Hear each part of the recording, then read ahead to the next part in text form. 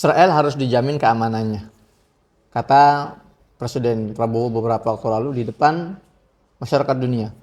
Ternyata bahasa itu bukan pertama kali dilontarkan oleh seorang presiden.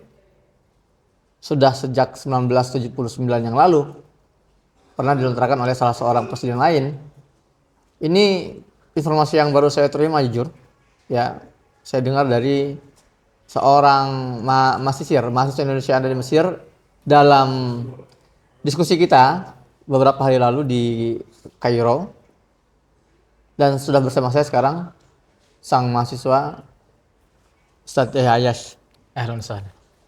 Teman-teman, selamat datang kembali di podcast Meja Bundar bersama saya Muhammad Hussein Gaza.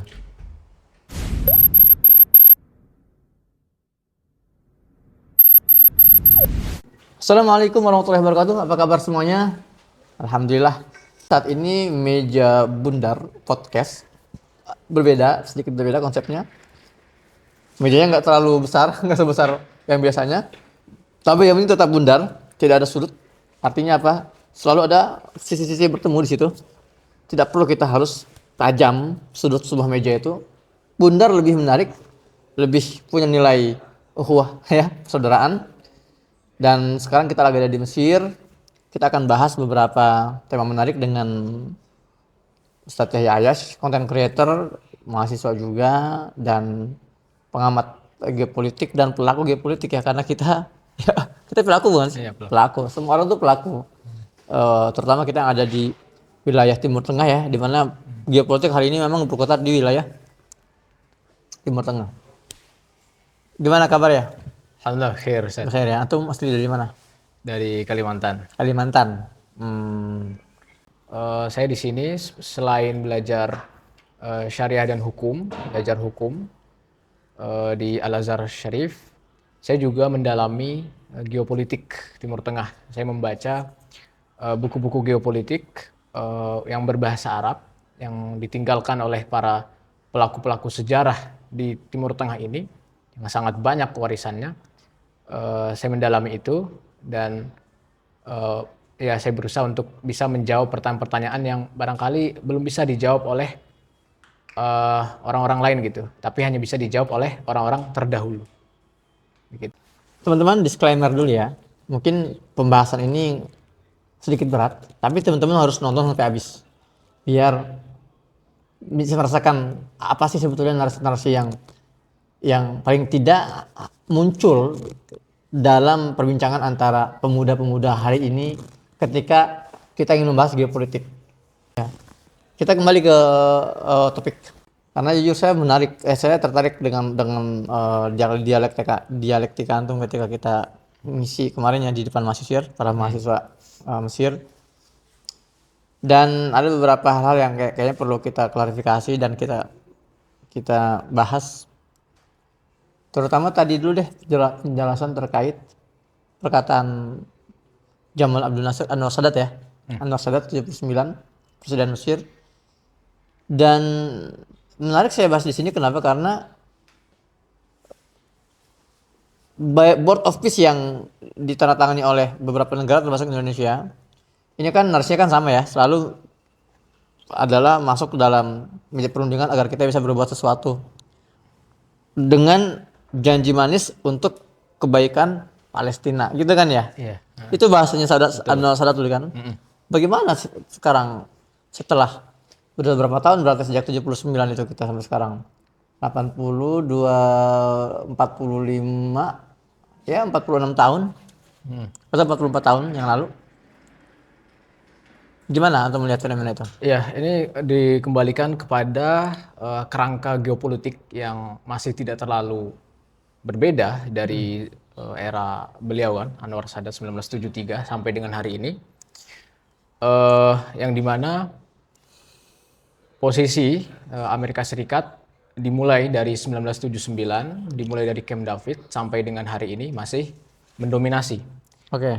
Sehingga apa yang terjadi, dialektika yang terjadi hari ini terkait BOP, terkait jaminan keamanan Israel, itu semua sudah terjadi puluhan tahun yang lalu, sejak masa Anwar Sadat. Ini eh, relevan juga, berkaitan juga dengan diadopsinya two-state solution oleh bangsa Arab. Nah, jadi bangsa Arab itu meskipun two-state solution sudah lahir dari jauh ya, 1930-an, 1948 sudah ada, tapi baru diadopsi oleh bangsa Arab itu sejak Camp David. Sejak itu retorika tentang keamanan Israel, tentang kehidupan Berdampingan. ya berdampingan seperti itu mulai diadopsi oleh oleh Anwar Sadat dengan Camp Davidnya, perjanjian Camp David, kemudian dilanjutkan dengan Yasser Arafat selaku presiden pertama Palestina dengan perjanjian Oslo-nya. Retorika itu mulai dipakai. Akhirnya dari situ dimulai dari bangsa Arab memakai retorika itu, dunia Islam pun akhirnya ikut memakai itu. Makanya akhirnya Bapak Prabowo itu ya sebenarnya beliau bukan orang pertama yang mengatakan berstatement tentang jaminan keamanan Israel demi terbentuknya negara Palestina merdeka gitu. Statement itu sudah ada lahir puluhan tahun yang lalu. Ustadz juga kemarin menarik juga yang Ustadz sampaikan terkait Bung Karno mengakui two-state solution ya. Ustadz berangkat dari mafhum mukhalafah dari statement beliau kan. Bahwasanya bangsa Indonesia selama kemerdekaan tidak diserahkan kepada bangsa Palestina, maka bangsa Indonesia akan berdiri untuk menentang penjajah. Namun saya sedikit mu'tarid terhadap pendapat Ustadz Hussein Gaza di sini. Saya melihat kalau Bentar dulu, ini nggak semuanya paham bahasa Arab nih. Apa artinya mu'tarid itu? iya benar. Itu pakai bahasa Arab itu. Saya kontra terhadap beliau dalam poin ini. Karena kalau dilihat dari statement Bung Karno, kita perlu melihat dari historis politiknya beliau bagaimana dahulunya. Pada era-era itu beliau tetap memasukkan Israel itu sebagai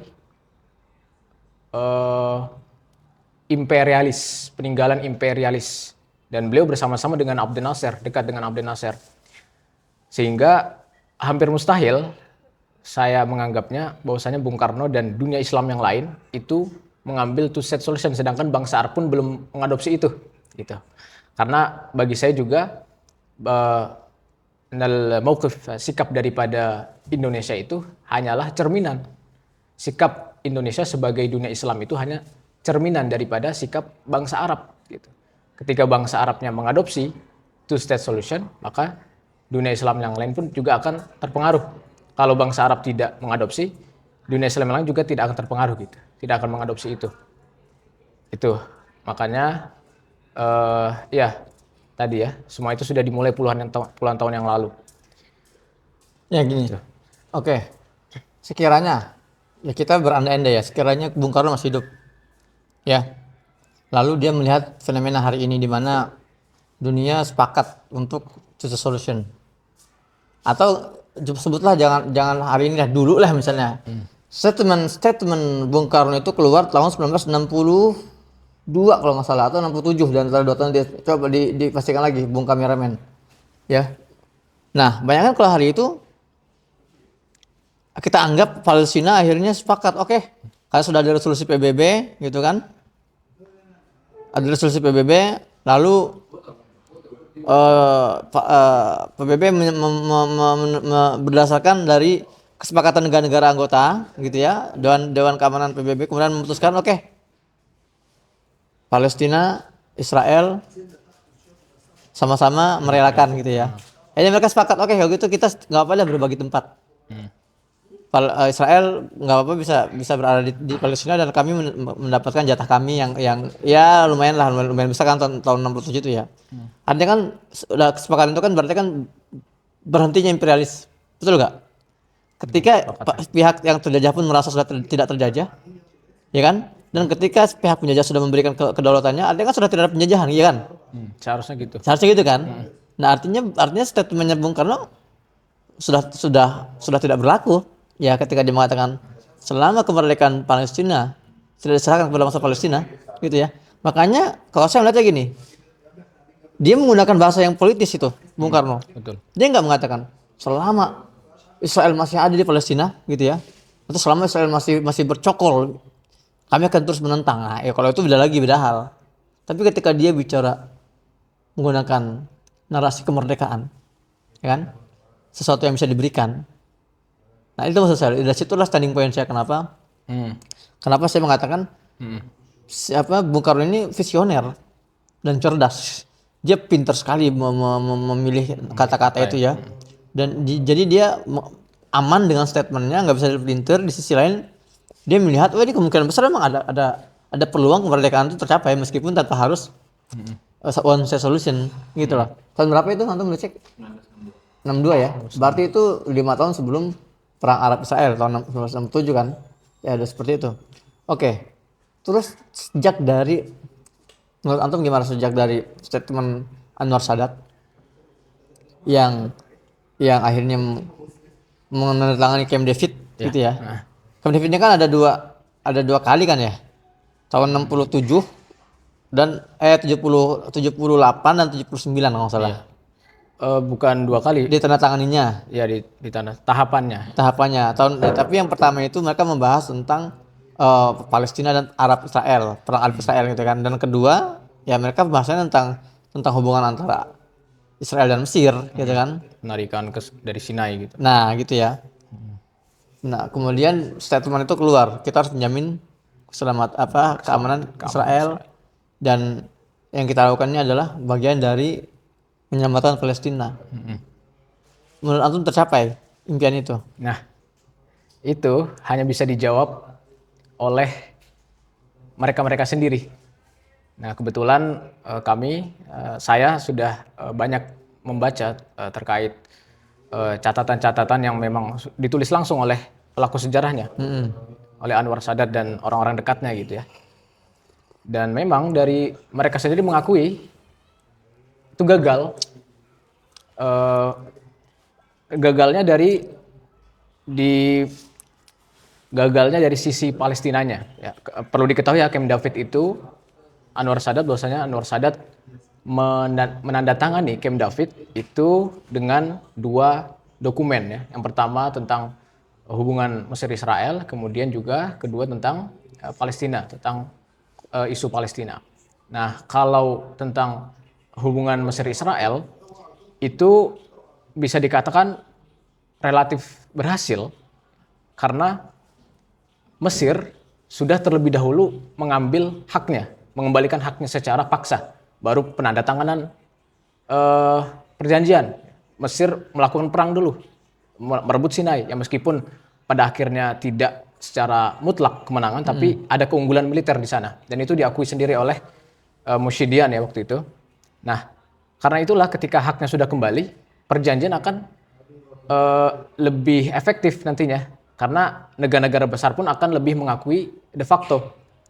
Sesuatu yang de facto itu menjadi pertimbangan yang sangat lah buat negara-negara besar. Nah, Akhirnya di juro gitu ya. Ya, nah, tapi berbeda dengan Palestina.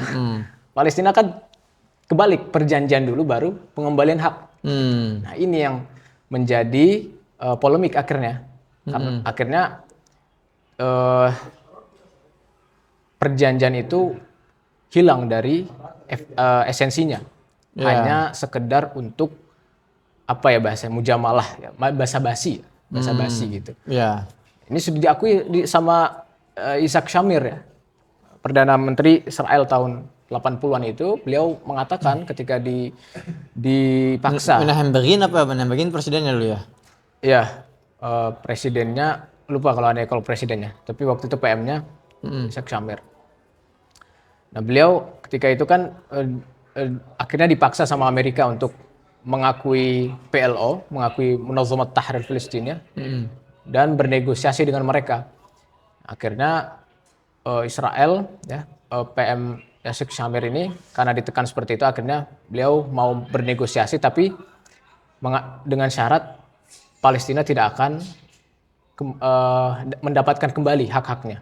Jadi al-hadaf tujuannya itu hanya untuk amaliyat salam, proses Perdamaian. proses perdamaian gitu, bukan perdamaian itu sendiri. Iya, jadi memang sejak dulu sampai sekarang yang masih proses aja gitu ya. Iya, BOP itu bentukannya. Nah itu, Nah, BOP itu ntar ujungnya kayak gitu juga, gak jauh beda. ini penting, ini bagus ini. Ini poin bagus ya, artinya gini. Jangan ini saya harap ini sampai ke Presiden Prabowo ya dan nasihatnya. Belajar dari pengalaman dan saya yakin Pak Prabowo juga banyak nasihat yang kompeten ya. Harusnya sih. Jangan sampai seperti itu Pak kejadian Pak. Kita ingin melihat perdamaian di Gaza, di Palestina, namun kita buru-buru tergesa-gesa ikut tanda tangan dulu, yang penting proses dulu deh gitu loh. Tapi de factonya nggak terjadi. Pembangunan settlement ilegal atau pemukiman ilegal masih terus berjalan di Palestina kan, pencaplokan tanah-tanah terus terjadi, penangkapan. Pengembalian lajuin, pengungsian. Nah, terus terjadi. Sementara itu belum dihentikan, tapi kita sudah tanda tangan. Oke. Yuk kita masuk berdamai misalnya atau proses perdamaian. Itu kan bermasalah. Harusnya berhentikan dulu. Jangan ada settlement, illegal settlement. Jangan ada penangkapan-penangkapan. Hentikan serangan-serangan ke Gaza. Ayo kita tanda tangan perdamaian. Ya, seperti itu harusnya ya. Begitu. Sebagaimana yang dilakukan oleh Anwar Sadat, Presiden Mesir ketika Camp David ya. Oke. Terus idealnya bagaimana pemerintah Indonesia? Gini, ada poin penting yang harus dipahami juga ya bagi saya. Antum coba Boleh. kritik ya. Gini. Beda posisi Indonesia dan Israel Mesir saat itu. Mesir memang negara yang berkepentingan di apa namanya di kawasan. Ya karena dia pelaku di situ kan. Indonesia bukan negara kepentingan. Maka itu menjadi sebetulnya bergaining Indonesia sebetulnya. Kita nggak punya kepentingan dan itulah yang membuat Indonesia itu akan bisa lebih diandalkan untuk menjadi mediator gitu loh. Gimana menurut antum? Nah itu, kalau Ane kembalikan lagi kepada konstruksi atau struktur geopolitik yang memang ini kan kalau geopolitik itu kan berbicara soal keseimbangan kekuatan ya. Maka ya di sini peran Indonesia itu menurut saya seharusnya menjadi bisa mempengaruhi para stakeholder di dunia Arab ya untuk bisa mengembalikan kekuatan itu dengan dalam artian Indonesia itu seharusnya mempengaruhi mereka, mempengaruhi dunia Arab supaya keluar daripada dominasi Amerika saat ini, bukannya malah ikut-ikutan gitu. Itu bahasanya. Karena saat ini kan Amerika itu mirip seperti Britania ya di Inggris tahun 50-an seperti yang Anda ceritain waktu diskusi harddisk itu. Amerika itu saat ini sedang lemah dan banyak musuhnya sehingga sebenarnya ini kesempatan yang luar biasa, ada potensi yang luar biasa untuk kita bisa mengembalikan keseimbangan geopolitik itu saat ini sebagaimana terjadi dulu di era 50-an sebelum perang dingin gitu. Nah itu bukannya kita malah ikut-ikutan. Di sini tampaknya memang Bapak Presiden itu kalau yang saya lihat itu bukannya ingin terlibat secara fundamental ya, secara efektif ya substansif, tapi hanya ingin citra terlibat gitu. Yang penting lebih mementingkan citra sebenarnya kalau saya lihat. Berarti pencitraan ya? Iya. Anda sedang bicara presiden sekarang atau presiden yang dulu nih? Oke, terus. Mana-mana ini. Ya barangkali itu sih kayaknya. Ya. Terus harusnya apa? Langkah realnya itu apa? Indonesia jangan ikut BOP. Terus kita harus ngapain? Kalau antum mengatakan kita perlu menyeimbangkan kekuatan gitu ya. Langkahnya apa? Nah, sebenarnya ini normatif sih. Cuman barangkali ini bisa menjadi suatu usulan untuk Kementerian Luar Negeri Indonesia barangkali ke depannya. Bahwasanya peran Indonesia itu seharusnya kita memahami bahwasanya bangsa Arab itu adalah dunia Arab, negara-negara Arab sebagai pemain utama dan yang paling efektif gitu pengaruhnya di kawasan, sehingga pengaruh dari negara-negara Islam yang lain ini ini lebih kepada dukungan seharusnya. Lebih kepada dukungan dan mengeratkan negara-negara Arab. Nah, di sini perannya Indonesia itu seharusnya selain mengeratkan ikatan, juga Indonesia berusaha untuk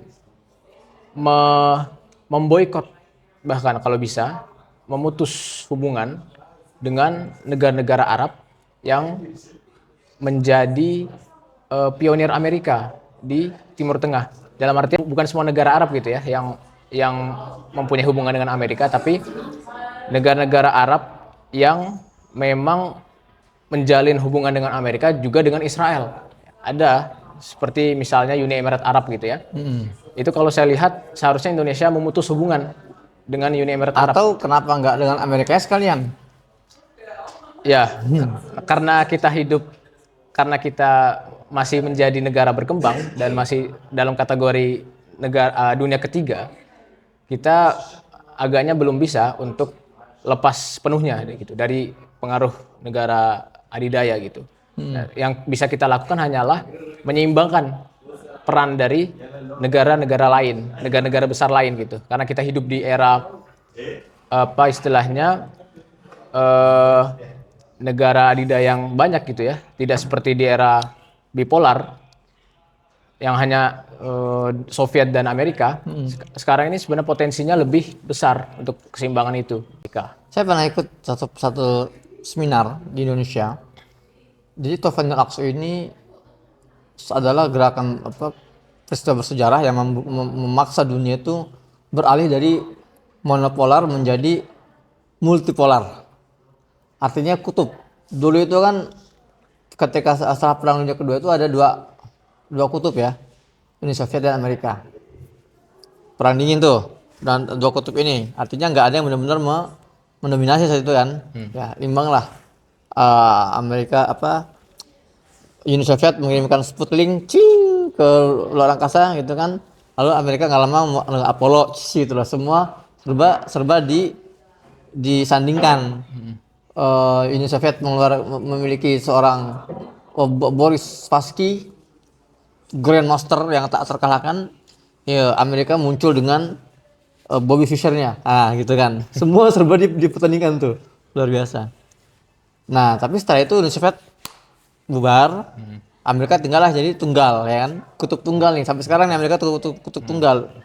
Dan melihat Amerika yang sudah mulai morat-marit, ya teman-teman, Amerika yang sudah terlihat kolaps dari segi ekonomi, pencitraan, kemudian hubungan politik dengan negara lain, maka ada wacana ini dunia akan masuk ke fase baru namanya multipolar, di mana masing-masing negara berpotensi untuk menjadi negara adidaya. Makanya Cina, Rusia, mereka langsung mengambil peran tuh dalam masalah perdamaian Palestina, karena mereka melihat untuk menjadi kutub-kutub itu isu Palestina itu adalah pintu masuknya. Qatar pun juga bisa menjadi salah satu polar itu gitu lah. Indonesia juga harusnya, betul kata antum, Indonesia harusnya menjadi polar tersendiri. Oke, untuk masalah dagang dengan Amerika tetap berjalan, tapi untuk beberapa hal Indonesia punya bergening untuk menjadi polar sendiri sebetulnya ya. Nah, ada statement gini,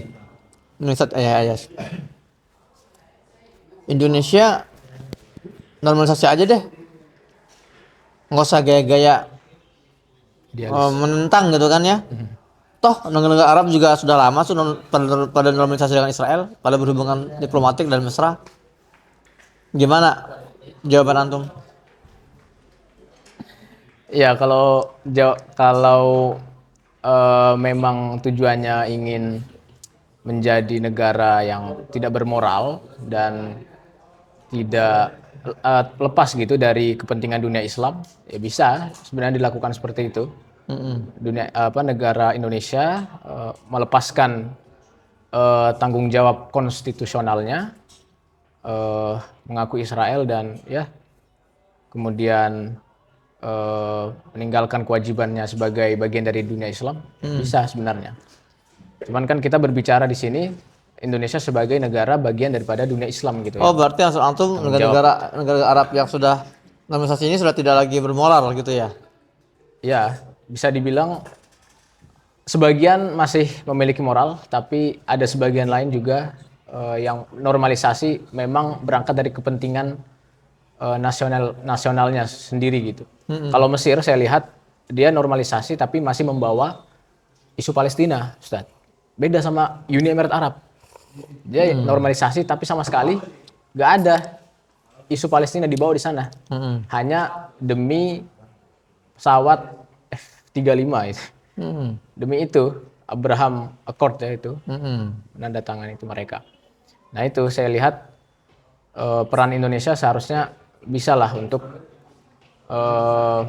menjaga, mengembalikan keseimbangan gitu di Timur Tengah. Ini harus sampai nih ke ini harus sampai ke para pejabat tinggi di Indonesia ya. Iya. Bagaimana sebetulnya ada banyak cara Indonesia itu kalau mau berperan untuk Iya. Palestina ya. Kayak dulu kan konferensi Asia Afrika, ya.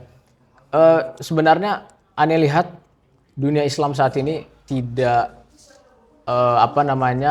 hanya bisa ikut pada wacana Amerika karena mereka sendiri nggak punya wacana sendiri gitu. Mereka sendiri tidak punya inisiatif. Nggak punya solusi dan inisiatif. Nah itu. Nah seharusnya Indonesia lah yang berperan di sini. Seperti sebagaimana yang dia lakukan Bung Karno dulu gitu kan. Iya. Sebagai bagian dari negara ketiga, gitu. Dunia ketiga. Jadi gini, kalau pemerintah nggak seberani itu, ya mungkin sudah saatnya kita yang bermain di situ. Ya, masyarakat, mahasiswa. Kita buat aja nanti konferensi Asia Afrika tingkat mahasiswa. Setuju nggak? Ya kan? Boleh. Itu malah lebih kuat. Kita pernah kok bersatu dalam GSF, Global Sun Flotilla. Berapa negara itu? 50 negara lebih bersatu untuk berlayar dari Spanyol, Tunisia, Italia ke Gaza. Iya kan? Malah kalau dengan visi misi yang sama, kekuatan sipil bisa lebih berpengaruh. Kenapa nggak kita aja kan mengadakan konferensi Asia Afrika tingkat mahasiswa atau pemuda? Keren banget ya. Keren. Ya, keren ya. Kita ngadain deh. Tapi menurut saya langkah strategis itu perlu dimulai dari sebagaimana yang antum sebutkan juga kan sisi fundamentalnya gitu sebagai dalam konteks sebagai muslim gitu kan. Nah, aneh menarik ini sedikit ada kontra atau bukan kontra sih, ada tambahan gitu ya. Mengenai konteks sebagai muslim menurut aneh konsep muslim, konsep agama itu belum bisa dipakai untuk menjawab persoalan-persoalan terkait isu Palestina gitu Ustaz. Karena seperti yang terjadi, dialektik yang terjadi di media sosial misalnya terkait kebolehan dari mukawamah itu ya, kebolehan dari perlawanan bersenjata itu kan selalu bisa dijawab oleh fatwa-fatwa negara-negara yang menolak mukawamah gitu kan. Karena ini bukan salah agamanya, tapi memang cara kerja fatwa itu kan berangkat dari i'tibar siasi, berangkat dari pertimbangan politik gitu. Dan itu wajar, sesuatu yang wajar di tengah terpecahnya dunia Islam. Ketika dunia Islam terpecah ya otomatis fatwa-fatwanya juga terpecah gitu. Ya imma fatwa dari satu negara Islam ini bisa bertentangan gitu dengan kepentingan negara Islam yang lain. Itu sesuatu yang wajar. Makanya saya tidak berangkat dari konsep agama Islam yang murni. Menurut saya untuk sekarang dalil-dalil itu lebih bagus dibawa dari dalil-dalil persatuan gitu. Yang bagus untuk dihadirkan saat ini itu dalil-dalil persatuan gitu, bukan terkait dalil-dalil fatwa-fatwa yang mukawamah dan sebagainya gitu. Mukawamah itu jihad lah ya gitu ya. Iya. Dan peperangan. Nah, kalau aneh sebagai seorang muslim juga aneh ada tambahan kalau tidak cukup sebagai seorang muslim tapi juga sebagai seorang muslim yang Arab. Di sini menarik Ustaz karena aneh kebetulan aneh terinspirasi dari pemikiran Gamal Abdel Nasser dari Pan-Arabisme, kemudian juga aneh kombinasikan dengan pemikiran Pan-Islamisme yang terinspirasi dari bukunya Syekh Yusuf Qaradawi. Nah di situ beliau ada menjelaskan di sana bahwasanya dunia Islam saat ini memang ada kampanye perseteruan, kampanye membenturkan kearaban dan keislaman.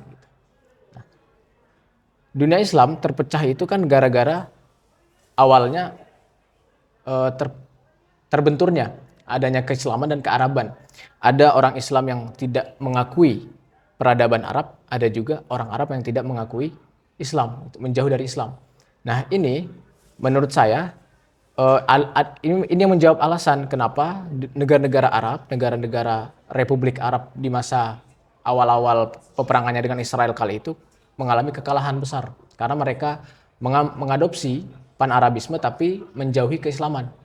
Nah, terbukti berhasil ketika 1973. Ketika itu Anwar Sadat, balik lagi ke Anwar Sadat, itu mulai melepas sisi sosialisnya dan mulai mengadopsi keislaman. Jadi maksudnya di akhir hayatnya. Setelah beliau menjabat itu, setelah Abdel Nasser meninggal ya, beliau langsung naik. Nah di situ beliau mendekati musuh-musuh Abdel Nasser, yaitu orang-orang gerakan-gerakan Islam. Nah di situ sejak saat itu dunia Arab benar-benar bersatu, yaitu sebelum era Anwar Sadat itu Mesir itu bermusuhan dengan Saudi, bermusuhan dengan Yordania, dengan Yaman. Nah, ketika era Anwar Sadat mulai melepas sisi sosialisnya dan mulai mengadopsi Arab Islam yang sebenarnya, di situ persatuan itu benar-benar terjadi. Akhirnya apa? Mesir yang ingin melawan Israel itu akhirnya dibantu habis-habisan sama negara Saudi dengan boikot minyaknya, kemudian juga dibantu dengan dari Libya, dari Suriah, gitu, dari Irak, dibantu habis-habisan. Akhirnya menang gitu. Dan itu benar-benar suatu hal yang pertama kali terjadi gitu dalam sejarah politik dan militer. Menang itu dalam pertempuran tahun 73 itu. 1973 itu, iya. Artinya Oktober. Ini juga menjawab juga suatu kampanye menggambarkan bahwasanya bangsa Arab itu lemah dan opsi militer jihad itu adalah opsi yang gagal. Bangsa Arab kan selama ini digambarkan bangsa Arab tidak berperang karena dulu gagal dan sebagainya gitu. Padahal ya kalau mereka mengkaji lebih dalam tentang perang Oktober itu, mereka akan tahu kalau sebenarnya bangsa Arab itu kuat gitu. Tapi gini, gitu. Tapi kan ini kan pertempuran panjang. Betul. Ini perang panjang. Ya. Perang panjang, dalam perang itu ada beberapa pertempuran. Apakah kemenangan pertempuran di 73 itu lantas bisa menjadikan kita menyimpulkan berarti memang kita menang perang? Ya ini kan juga sebetulnya beralasan ketika orang mengatakan emang kita nggak akan menang sih kalau patokannya cuma 73, lantas kita mengatakan bahwa ini efektif, militer efektif, persatuan efektif.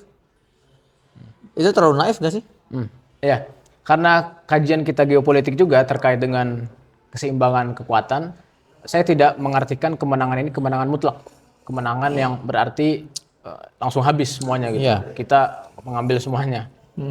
Tapi kita menjadikan opsi militer itu sebagai alat penekan. Nah ini poin yang sering salah diartikan gitu. Dan ini ditekankan sendiri oleh perwira militer Mesir yang menjadi Rais Arkan Al-Harb, bahasa Indonya? Ya, panglima tertingginya di perang itu. Beliau menuliskan, dicatat di bukunya sendiri terkait perang itu, bahwasanya perang opsi militer itu tidak dijadikan sebagai jalan akhir untuk kita memperoleh semua kemenangan dan mengembalikan Palestina. Tidak, kita mengkajinya dalam bentuk tekanan gitu. Tekanan untuk mengembalikan keseimbangan geopolitik gitu. Jadi keberadaan senjata, keberadaan opsi militer itu sebenarnya bukan kita pengen perang gitu. Bukan karena kita menginginkan agar negara-negara Arab ini harus langsung mengirimkan militernya gitu. Enggak harus gitu. Kita hanya ingin agar opsi militer itu tetap ada, supaya Israel melihat kalau misalnya negosiasi gagal, Israel berpikir bangsa Arab akan mengirimkan militernya gitu. Ini menjadi alat penekan gitu kalau dalam kajian geopolitik ya. Iya. Bukan berarti kita langsung mengirimkan gitu ya, tapi ini menjadi alat penekan. Nah, pada 80-an sebenarnya negara-negara Arab itu masih mengadopsi, sebenarnya opsi militer itu masih diadopsi oleh waktu itu oleh Raja Fahad ya, Raja Fahad Saudi.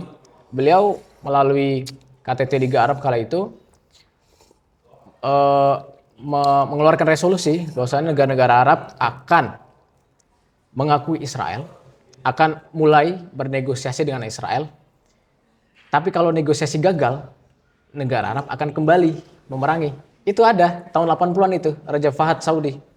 Setelah 1979 ya, setelah Mesir dimusuhi oleh negara-negara Arab yang lain. Nah, tapi berjalannya waktu, negosiasi ini yang akhirnya mendominasi. Bukan lagi ancaman perangnya itu ya. Nah, itu akhirnya Gini, bahasa sederhananya ya. Bahasa sederhananya, ini yang sering disampaikan oleh para petinggi perlawanan di Gaza. Perundingan verbal itu nggak akan pernah bisa mengembalikan tanah yang dijarah. Ya, nggak akan bisa mengembalikan atau membawa kita pada kemerdekaan. Karena musuh kita ini, maksudnya Israel ini tidak mengenal bahasa perundingan.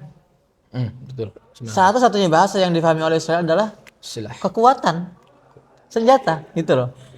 Maka salah kalau dikatakan gerakan hak ya Hamas misalnya di Gaza ini dianggap tidak berunding dengan Israel. Mereka berunding setiap waktu gitu loh. Cuman mereka berundingnya dengan bahasa yang satu-satunya bahasa yang difahami oleh Israel. Itu maksudnya kan kurang lebih ya. Betul. Peran Hamas saat ini dan juga peran Iran, kalau Anda lihat sama seperti Mesir tahun 50-an, tahun 60-an. Makanya ketika Anda melihat Iran saat ini itu tidak berangkat dari, Anda tidak memandangnya dari segi pandangan akidah. Anda melihatnya dari segi Iran itu produk sejarah, produk historis yang mewarisi gitu peran dari Mesir gitu. Sama-sama kampanye yang dilawankan ke Iran sama seperti kampanye yang dilawankan ke Mesir waktu dulu. Mesir dianggap sebagai tidak menyukai stabilitas gitu, sukanya perang terus gitu. Mesir dulu gitu juga. Iran pun hari ini juga sama, kan juga sama seperti Fatah dan Hamas juga kan. Apa yang dulu dihujatkan kepada Fatah, ya hari ini dihujatkan kepada Hamas. Sebenarnya perannya sama sebenarnya. Ini sama sekali tidak berangkat dari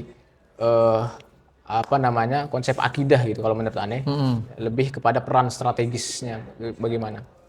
Sehingga orang-orang yang hari ini memerangi Iran sebenarnya bukan memerangi Syiahnya, tapi memerangi perannya gitu.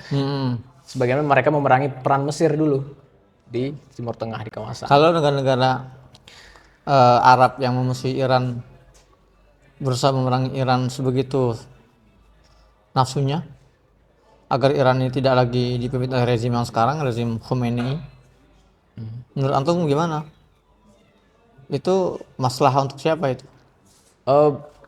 Menurut aneh berdasarkan dari yang aneh baca, kalkulasi geopolitik negara-negara Arab saat ini memandang kejatuhan rezim Ali Khomeini saat ini itu merugikan kawasan. Karena kekuatan Iran itu sejatinya teman-teman, kekuatan Iran sejatinya itu bukan dari militernya, tapi dari kehancurannya. Kekuatan Iran itu dari kehancurannya. Jika hancur, bayangkan saja bakal terlahir, bakal muncul di sana milisi-milisi yang memiliki nuklir. Karena Iran satu-satunya negara selain Israel saat ini kan di Timur Tengah yang memiliki nuklir gitu ya. Berhasil. Bayangkan saja lahir di situ banyak milisi-milisi yang tentunya tidak hanya satu pasti kan. bakal sangat terpecah gitu. Seperti mungkin di Suriah barangkali akan terpecah, tapi bedanya mereka memiliki nuklir dan itu sangat berbahaya sekali gitu. Jadi makanya kalkulasi mereka tidak mungkin sampai sana, paling hanya melemahkannya saja gitu, melemahkan rezim Iran Iya. saat ini. Biasanya kalau sudah bicara nuklir, milisi, lalu ancaman, itu pemerintah Amerika udah nggak punya kekuatan untuk menghentikan, kecuali mereka akan mengirimkan ya James Hunt atau Ethan ya, siapa namanya, Ethan Hunt, Mission Impossible atau Avenger mereka yang itu semua adalah hayalan-hayalan ya. Ya, kalau bicara geopolitik, kajian geopolitik ini memang luas sekali ya, luas sekali dan berdampak kepada seluruh tatanan masyarakat. Geopolitik ini geografis dan politik.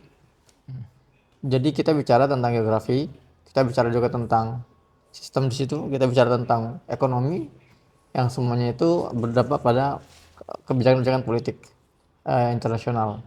Dan kita kalau itu kata-kata siapa yang temporary antum kutip itu?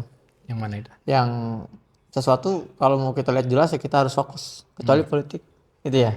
Bagaimana bahasanya itu? Itu saya dapat dari bukunya Muhammad Hasanan Haikal, seorang jurnalis senior Mesir, jurnalisnya Abdel Nasser waktu itu. Beliau menuliskan di bukunya, "At-tarkis ala syai'in yaj'aluhu wadihan illa fi siyasah," gitu kata beliau. Fokus pada sesuatu itu akan menjadikan sesuatu itu lebih jelas, kecuali di politik. Karena di politik itu justru akan menjadi lebih jelas kalau kita meluaskan landscape pandangan kita gitu. Dengan nazrat syamilah, pandangan yang luas. Sebagaimana kita lihat ya, barangkali saat ini orang-orang itu terlalu fokus kepada Palestina saja gitu. Kepada Palestina. Dan ini barangkali menjadi kesuksesan dari dominasi dari wacana Amerika. Bagaimana menjadikan isu Palestina itu hanya antara Palestina dengan Israel, Ustadz ya. Bagaimana menjadikan isu Palestina hanya berada di geografis yang kecil itu, ya, berbentuk segitiga itu, di situ saja. Padahal tidak, teman-teman. Sejak dulu, sejak bangsa Arab masih memerangi Israel, bangsa Arab itu yakin sekali bahwasanya Israel itu adalah akhir ma tabaqqa min al-istimar gitu. Adalah warisan dari imperialis, produk imperialis yang menjamur, mengancam seluruh negara-negara Arab gitu. Dan negara-negara Arab adalah porosnya dunia Islam. Jadi nyambung dengan poin yang Ustadz Hussein sampaikan di harddisk dulu, bagaimana penjajah itu meyakinkan kita kalau kita bukan sebagai pihak yang terjajah gitu. Kayak kita bukan korban gitu ya, Nah, kita bukan korban. bukan sebagai korban. Nah itu nyambung. Kalau kita hanya melihatnya Palestina dengan Israel saja gitu, konflik ini sebagai Palestina Israel.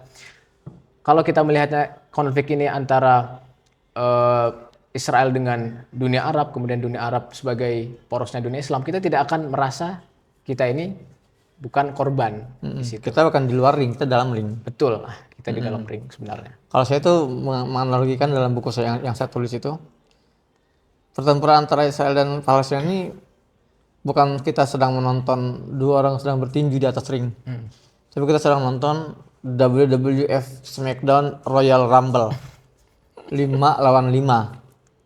Ya, 5 negara Muslim melawan 5 negara Barat. Nah, masalahnya 4 dari 5 negara Muslim ini sudah bonyok, sudah KO sampai tanpa sempat melawan. Satu ada yang masih melawannya, Gaza itu gitu loh, dikeroyok oleh mereka. Ya, jadi intinya kita harus mulai mengubah mental kita. Kita bukan mental solidaritas, tapi kita mental seorang korban. Ya teman-teman, nggak akan selesai pembahasan geopolitik ya, dibatasi dalam 1-2 jam ini, tapi kita akan jumpa lagi insya Allah dalam konten selanjutnya bersama mumpung saya masih di sini, nanti kita akan konten lagi ya. Ya, insya Allah. Kita nanti akan mengkerucut ke sesuatu yang lebih spesifik ya, misalnya BOP dan bagaimana hubungan antara Mesir Indonesia dalam perjuangan untuk Palestina dan kemerdekaan Palestina serta pergerakan negara-negara Muslim. Karena Mesir negara Muslim yang besar, Indonesia negara Muslim yang besar. Ya, dan antum tinggal di sini udah berapa tahun? Sudah 3 tahun. 3 tahun ya. Nanti bisa melihat nanti kita ada komparasi kan dari tradisi dua negara Muslim ini apa sih yang kira-kira bisa kita kombinasikan untuk mempercepat ya roda perjuangan ini gitu ya. Insyaallah. Ya Ayas, Ustadz, terima kasih ya sudah bisa hadir. Semoga ini menjadi awal yang baik. Teman-teman juga kalau kalian mau memantau narasi-narasi Ayas, Ustadz Ayas di akun media sosial, ini saya taruh di deskripsi. Nama akun Instagramnya? Ayas Huna. Ayas Huna, Ayas di sini. Terima kasih teman-teman semua sudah menyaksikan Meja Bundar Podcast. Sampai jumpa di konten selanjutnya. Assalamualaikum warahmatullahi wabarakatuh.